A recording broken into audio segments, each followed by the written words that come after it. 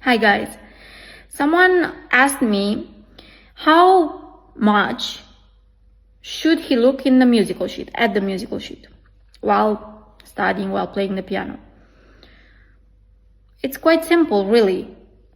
How often do you look at the page of a book while reading it? It's the same thing. It's really the same thing.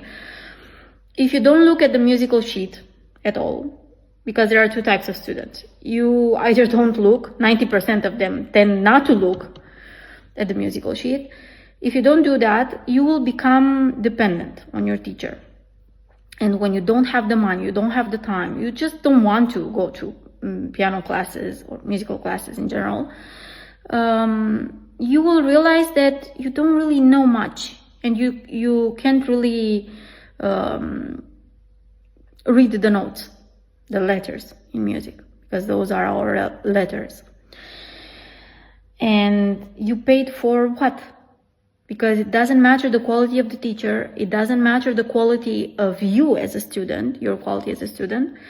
As long as you don't listen to your teacher, as long as you don't try and remember the notes and read them again and again, have this practice, you won't really recognize them. It's going to be tough. So my advice is look at the musical sheet. Although it's a struggle, although it's not comfortable, I understand that. I understand you feel scared that you're going to make a mistake, that you're going to trip. But what you don't realize is that you're tripping a lot harder if you don't look at it. I was telling you that there are two types of students. The second type of student is the one that looks too much at the musical sheet. Those are rare, but they exist.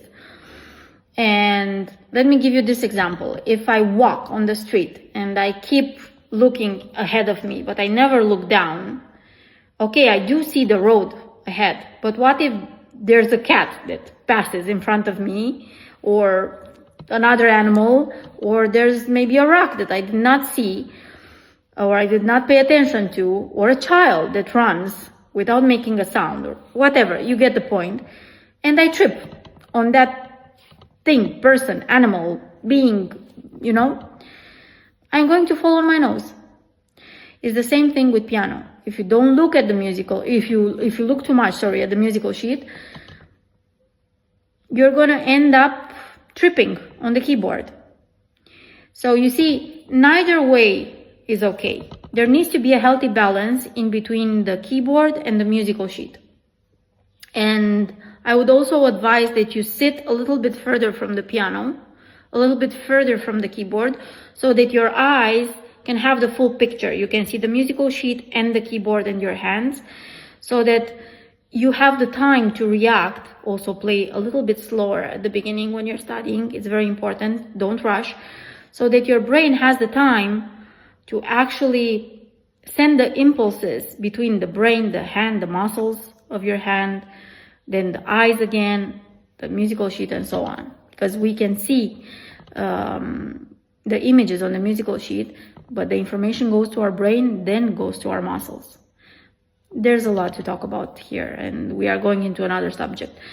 But my point is, you can't really pick one. I'm not looking at the musical sheet, or I'm looking too much, because neither is healthy. You have to have a healthy balance between them.